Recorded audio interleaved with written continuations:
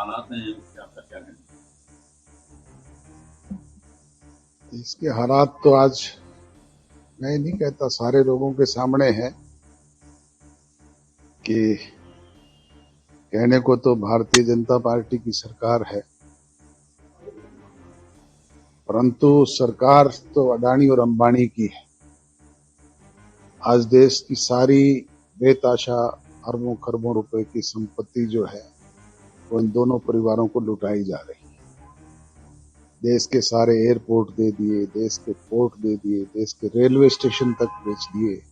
आपके सामने आपके सिरसा शहर के रेलवे स्टेशन की स्थिति है और उनके पैसे पे सत्ता में बैठे हुए लोग मौज लूटने का काम कर रहे हैं।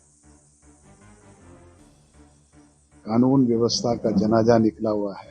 आए दिन आप देखते हो अपहरण, बलात्कार, लूटपाट, डकैती, आगजनी, राजनी, मर्डर, फिरौती जैसे कांड होते हैं। विदेशों में बैठे गुंडा किस्म के लोग लोगों को थ्रेट करते हैं और अवैध वसूलियां करने का काम कर रहे हैं। कभी शराब के ठेकेदारों को, चुने हुए प्रतिनिधियों को, बिल्डर्स को, बड़े बड़े इंडस्ट्रियलिस्टों को धमकी आती है और उनसे वसूली करने का काम करते हैं और सरकार के लोग मध्यस्थता करके उनको लुटवाने का काम करते हैं। तो युवाओं से क्या आह्वान करेंगे? महेंद्रगढ़ में भी एक बैठी है। हमारे युवा योद्धा सम्मेलन तो सभी जिला मुख्यालयों पे हो रहे हैं और बदलाव का दौर है और बदलाव का काम नौजवान पीढ़ी के लोग करते हैं। आपके सामने हमारे पड़ोसी मुल्क इस बात के उदाहरण है। श्रीलंका में वहां के नौजवानों ने अंगड़ाई ली, तख्ता पलट करके सत्ता बदलने का काम किया।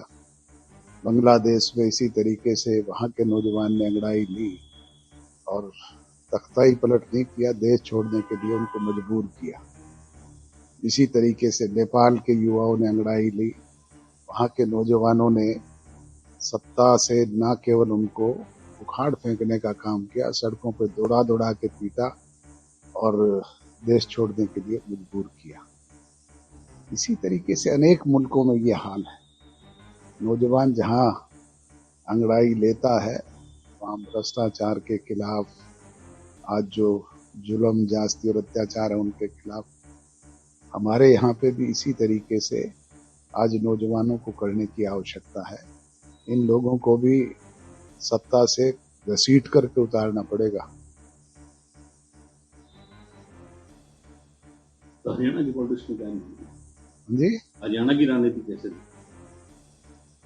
आप सिक्योरिटी का मामला है, थ्रेट्स प्रजातंत्र मिल रहे हैं। प्रजातंत्र के चौथे स्तंभ के लोग हैं, सारी जानकारी आप तक भी है। आज प्रदेश में सरकार नाम की कोई चीज है क्या? प्रदेश का मुख्यमंत्री स्वयं कहता है कि मेरे कहने पे तो चपरासी का ट्रांसफर भी नहीं होता। सरकार तो खट्टर और खुल्लर चला रहे हैं। खट्टर दिल्ली में बैठ करके आदेश करते हैं और खुल्लर उनको इम्प्लीमेंट करता है।